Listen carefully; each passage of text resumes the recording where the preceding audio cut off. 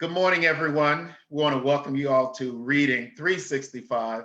I am Floyd Stokes, and I am joined by two very powerful leaders in the community. We have the Reverend Dr. Nate Gadsden and Dr. Kimeka Campbell. We want to thank them for taking time out of their busy schedule on this Thanksgiving weekend to share books with us. We are going to have Dr. Campbell Kimeka share first. She is a community activist, and we had the pleasure of hearing from her on Wednesday. We're spending like a whole week together. You know, people gonna start talking when they see us hanging out so much. They're like, "What they got up their sleeve? What they got going on?" So we want to thank you for joining us again. And then Nate, this guy, he's an absolutely amazing poet. He probably has been in the business over 40 years, probably now. He's the founder and director of the Writers' Workshop and so many other wonderful initiatives. He's been a part of our 100 Men Reading, 500 Men Reading, and so many other initiatives, these Children's Literacy Festival.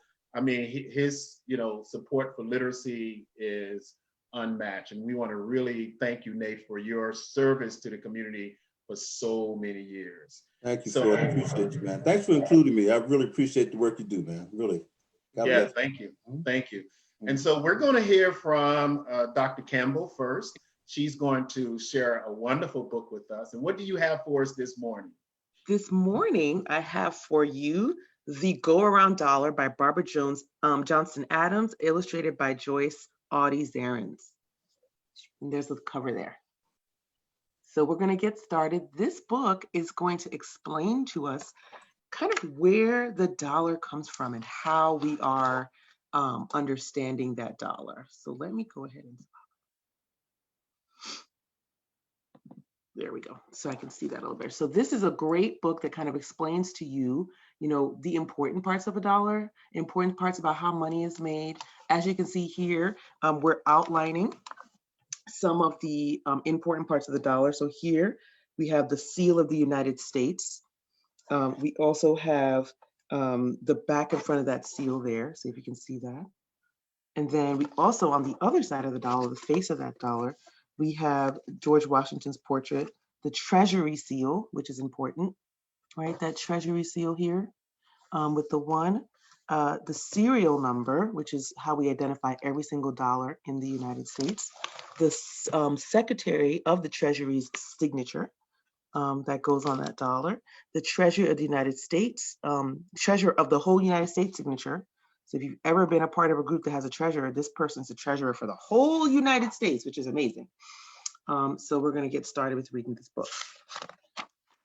If you want to pick up this book, you can pick it up anywhere children's books are sold. It's not super popular, but it is widely available. So I'm going to read the first part here, which tells us a little bit about the dollar. Every dollar travels from person to person in a different way. But each dollar starts out the same, in the same place, the Bureau of Engraving and Printing in Washington, D.C. Since 1862, this is where our nation's paper money has been produced. The Bureau is part of the United States Treasury Department.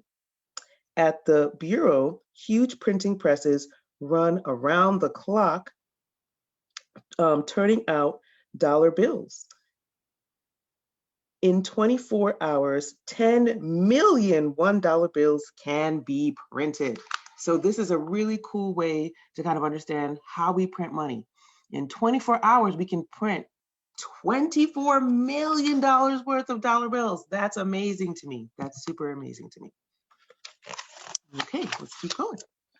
So the United States government has laws about the way dollars can be shown.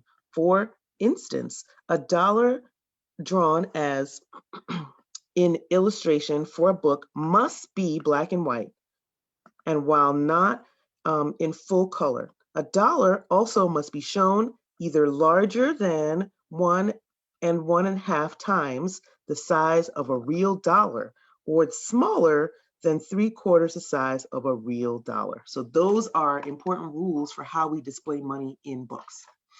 So now we're going to go on to our story.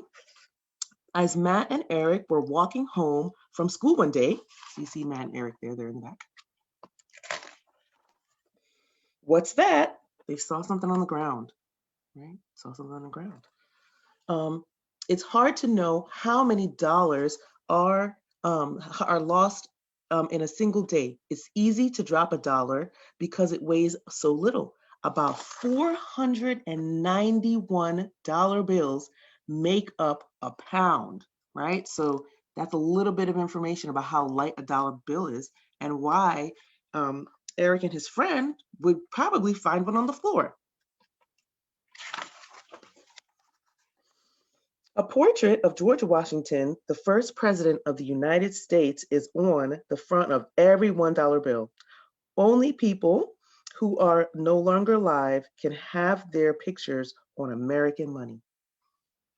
And Eric and his friends say, wow, it's a dollar bill. What can a dollar bill buy these days, right? Matt offered to buy Eric's shoelaces for the dollar bill. Do they really glow in the dark? Dollar bills are used to pay for things, pay back money that was borrowed, or pay for a service, such as a bus ride or something else like that. There is notice on each dollar that makes this clear. This note is legal tender for all debts, public and private.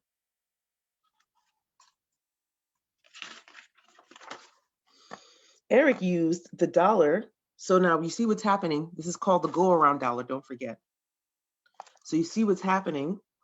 First, his friend buys Eric's shoelaces, and then Eric uses his dollar to buy something else, right? Eric used the dollar to buy some bubble gum. The front of every dollar has a long number, green ink, which appears in 2 different places. This is called the serial number. No $2 have the same serial number. If a dollar is damaged while it is printed, it is replaced by a bill with a star where the last letter of the serial number would usually be. These bills are called star notes when we replace a dollar bill that's damaged. And Jennifer, right, received the dollar as part of her change from a $5 bill, right? So now Jennifer's about to get that same dollar that Eric and his friend found on the ground a couple of pages ago. Mom, have you seen my jeans? They're drying in the laundry room. My dollar! Seems like she left the dollar in the jeans. If a dollar's in water a short time, they usually aren't damaged. They can be ripped easily. They can't be ripped easily either. This is because dollars are printed on especially strong paper made of cotton, linen, and silk. If you look closely, you can see the red and blue silk threads in a dollar. So she went in there, she got her dollar out, and it was okay. Jennifer went to the flea market and bought a funny hat from Rob with the dollar. At a booth near Rob's, a ticket seller was handed an odd-looking dollar bill. Sir, this dollar looks strange to me. I need to make a phone call before I can accept it. The formula for black and green ink is used to print dollars is a secret known by only the Bureau of Engraving. So we have a secret ingredient to print dollars to make sure that they're real. We want to ask you a few questions about this dollar. Could you step over here for a minute? Sometimes people called counterfeiters do make fake money, but it is very hard to make a dollar that looks and feels like a real one. When counterfeiters are caught, they're fined and can be sent to jail.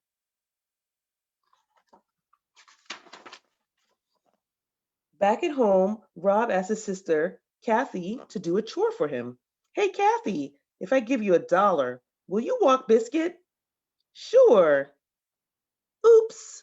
And Kathy dropped $1 on the floor. See that? When $1 changes hands, many people don't realize they're holding the Great Seal of the United States. The two sides of the seal, an official symbol of our country, shown in circles on the back of every dollar. The bald eagle is our national pyramid with an eye. The emblem is holding arrows and a blue olive branch. The eagle faces the olive branch, which means the United States wants peace, not war. Okay, so that tells you a little bit more information about that dollar.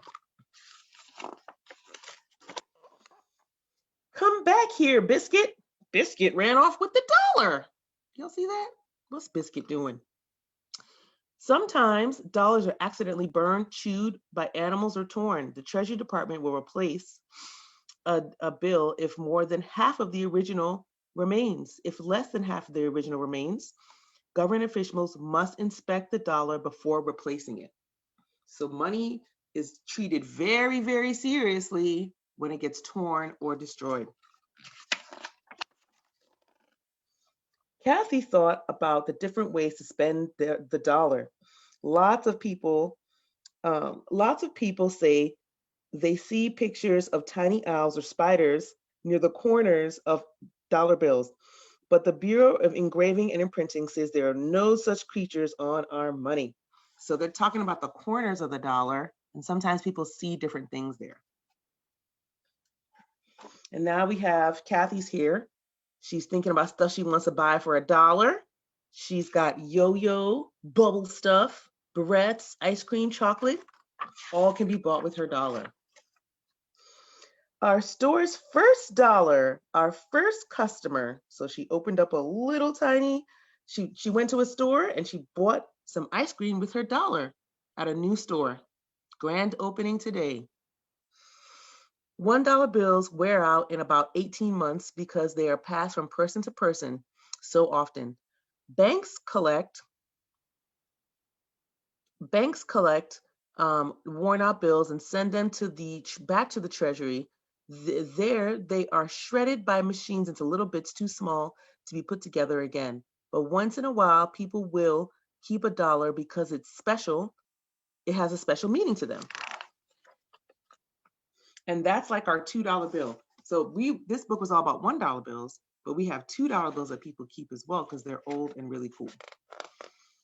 All right, well, that's the end of our story today. Remember, this book is called The Go Around Dollar, and you can see just how much $1 gets around and in just our book, it passed the hands of 5 people. So I hope you learned a little bit about the dollar today.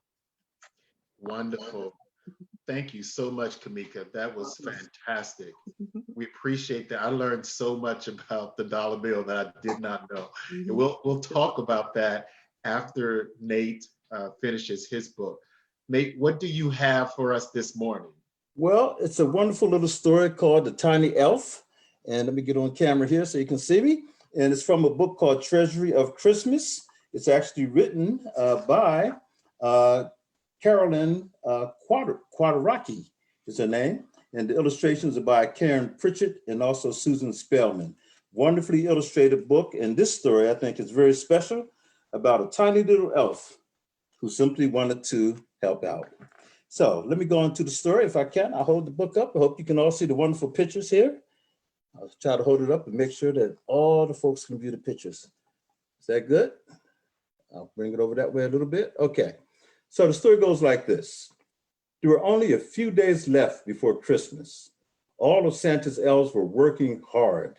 Cornelius, the elf in charge of Santa's workshop, was giving orders to the workers. Some elves were busy at benches where they made dolls of all kinds. They also sewed beautiful costumes for the dolls to wear. Another group made only the fastest toy trains. Others were proud of their skates and sleds. We need some more gold paint for our train engines, called one elf.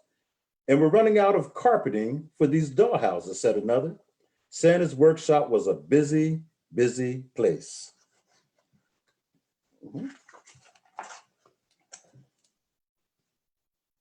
One of the of Santa's elves, though, a tiny elf named Casey. You see Casey there? He was not assigned to any of the workshop benches in Santa's workshop. For years, Casey had been trying to show that he too could make beautiful toys, but every time he tried, things just went wrong. Let me paint that doll's face, he would plead. But when he tried, he smeared paint all over himself and all over anyone or anything near him too. I can build that dollhouse, he would say, but when he hammered, none of the nails ever seemed to go in straight. Everyone loved little Casey, but as Cornelius said, that tiny little elf will never be a toy maker.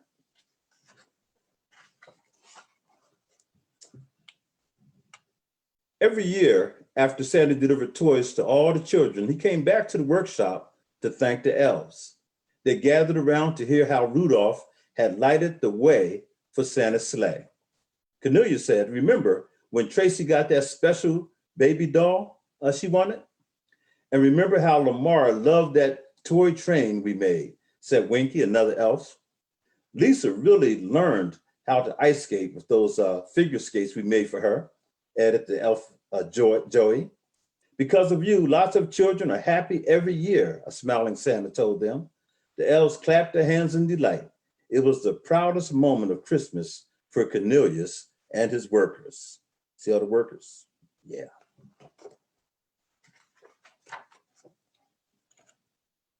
One day before Christmas Eve, as the elves worked faster and faster, the door to the workshop suddenly swung open. And who should come through the door but Santa himself? How are things going? He asked Cornelius. We're doing our best, Santa, said Cornelius. We'll work late into the night if we have to. I promise that we won't leave a single toy unfinished. Santa looked at the thick pile of papers in his hand. Here are the latest letters children have sent to me, he told Cornelius. Just be sure we don't forget anyone. Santa read through the letters, showing each one to Cornelius. They both checked to be sure every toy would be ready for the next night, which was Christmas Eve.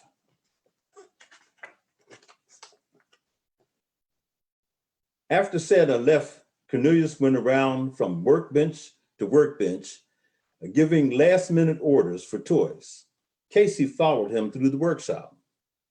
We're going to need another one of those trains with the big engines, he told the elf in charge of making all the toy trains. Oh, please let me make that train, pleaded Casey, tugging on Cornelius's sleeve. But Cornelius just smiled and patted Casey on the head. I'd like to let you try, Casey, but we don't have time. Maybe next year. Casey sighed. Why wouldn't they let him do anything important? He went over and sat down in one of the toy wagons. It isn't fair, he said to himself. Casey was really sad. All of the elves worked late into the night. Cornelius walked through the workshop. Is that sled ready for Eddie, he called? Almost finished, shouted an elf who was busy putting the final coat of red paint on a sled. What about the dollhouse for Chrissy? I'm nailing the roof on right now, came the answer from another elf. Cornelius walked by a group of workers making stuffed animals. Remember that Teeny wants her teddy bear to be nice and soft, he warned. Casey helped the other elves by running to get some more blue and yellow paint and by picking up dropped nails. But how he wished he could make a toy all by himself.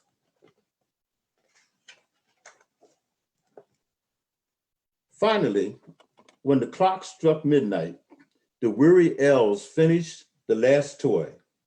Tomorrow, said Cornelius, we only have to help Santa load up his sleigh. Tomorrow would be Christmas Eve. As the elves filled out Santa's workshop, Casey turned back to take a final look at all the wonderful toys that the elves had made. But what was that piece of paper laying beneath Cornelius's desk? Casey ran back into the workshop and picked it up from the floor. Oh no, he cried, when he read that the elves had forgotten one last toy. The piece of paper was a letter from little Maddie, who wanted to be a dancer when she grew up. She was asking Santa to bring her a special ballerina doll for Christmas. What was Casey to do? By now, the other elves were in bed, and it was too late to call them back to work. But poor Maddie, she would be terribly disappointed on Christmas Day. Casey sat down on one of the toy wagons to think. Suddenly, he had an idea. He would make the ballerina doll himself.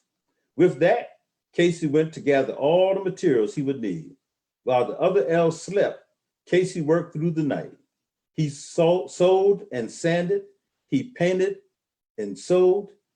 Just as the morning sun peeked in the windows of the workshop, Casey held up his finished doll. He had made a beautiful ballerina with dark hair, sparkling eyes, a pink dancing costume, and pink ballet slippers. Now it was ready to pack onto Santa's sleigh.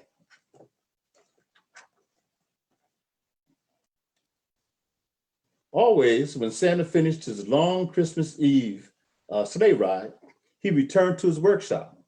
He had delivered the toys to children all over the world.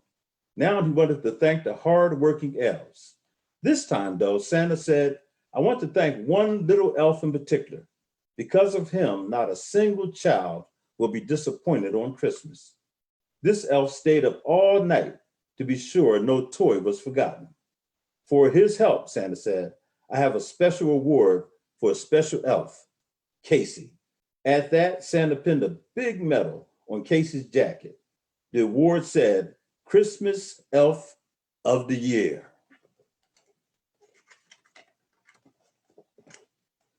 Casey was the happiest little elf in Santa land. That year, he pulled his chest out proudly as he wore the medal pinned on his jacket. Next year, said Cornelius, Casey will be in charge of making all dancing dolls. Best of all, Maddie and her ballerina doll had the most special Christmas ever. The end. I love that little story about Casey and his can-do attitude. He just wanted to be included. And when he had his opportunity, he took advantage of it. And guess what? It paid off. So I guess the moral to the story is never give up. If you believe in yourself and you know you can do it, keep on trying. Thanks for letting me read, Floyd. Thank you, Nate. Hang tight for a bit. You know, that story, Nate, put me in the holiday spirit. All right. Right there. You know, and thinking about, you know, the toys, and it took me back to my childhood, right? And the anticipation of that gift. And I'll just real quickly tell you a story. The one gift that I wanted when I was about 12 or so years old was a BB gun, right? And I probably didn't get it that Christmas, but I got it a couple of Christmas later, and I was it was one of the happiest moments of my life, man. All right, man. And getting that BB gun, growing up in the deep South in Mississippi, you know, out there in the country. Yeah, so. And that's that was my little toy. Absolutely. What about you, Nate? Did you have one of those moments? Who, for me? Or for yeah. Kim? Oh, definitely. I had many moments. I think every Christmas I had one of those moments. I always wanted something that I couldn't necessarily have at the moment. But you know, it's interesting. It's even with my little grandkids, I'll notice that, you know, there's that thing that they want, you know. But guess what? They get that other toy, and that thing that they wanted so much. Oh yeah, it's there. But then you find them playing with that other thing that seems so insignificant to them, but that became the most important thing. Case in point, my little grandson, we got him these little toy cars, you know, they was just a pack of toy cars, whatever. All that other big stuff that seemed like that's the thing he wanted, he spent most time playing with those little pack of toy cars. And those things was just fascinating to him. You know, he kept them all year long, just walk around with them. I'm like, wow, you know. So it is what it is. But yeah. You never know what's gonna catch their attention. What about you? You never know. You, Kimeka, you have one of those moments that you wanted something? Yes. I mean, like Mr. Gadsden said, every Christmas, but I think my biggest thing that I wanted every single year is I could not wait for that tree to get put up. It was just the pinnacle. The presents were cool and everything, but the tree and the decorations were so important to me, and I live for that. My brothers had a similar experience with like auto stuff. They loved those BP trucks. Do you remember those? Mhm. The model trucks that BP had and all those Yes, different. yes. So, and the gas but those green and white BP trucks, my brothers went wild for those, and they got a new one every year for like 6 years. Mhm. Oh, wow. Nice, nice. Wonderful. Well, definitely. And with the book that you shared, about the dollar and the way it passes hand, things of that nature, the dollar is a strong, like you say, symbol of freedom, right? Mhm. And that currency, you know, when I would travel, to different countries, I was initially wanting to get the money converted from dollar US to that country. But it turns out that the locals in those countries don't want their own money. They want the American dollar because it's so strong, right? Mhm. It's a very good point. My But family's from yeah, Trinidad and no, thank Tobago. you so much for sharing. Oh, no problem. My family's from Trinidad and Tobago. When we travel back there, we haven't been able to go this year because of the pandemic. And they're not letting Americans in anyway, so that's a whole nother story. But when we go back, I remember when I first started going, I would always change my money in the airport. Gotta have, local cash. And I remember after a while, my family started saying, well, are you changing your money? Who are you changing your money with? I'll give you a better rate. Mhm. And it turns out exactly Yes, what Floyd says is happening. Folks definitely want to hang on to that American dollar for various reasons in their country. So I remember when I first started traveling to Trinidad myself, we would change. The difference between changing it in the airport and changing it in town was almost $2 TT dollars. So you would get, for one TT dollar, you would get wow. 5.77 in the airport, or one American dollar, you would get 5.7 TT dollars in the airport in Trinidad and Tobago. On the street or in the community, you would get 7.5. So it's almost a Wow. $2 difference. So Yeah. people really, for various reasons, that currency, the US dollar, has a better weight for them, goes longer for them than their own money. Yes. Yeah.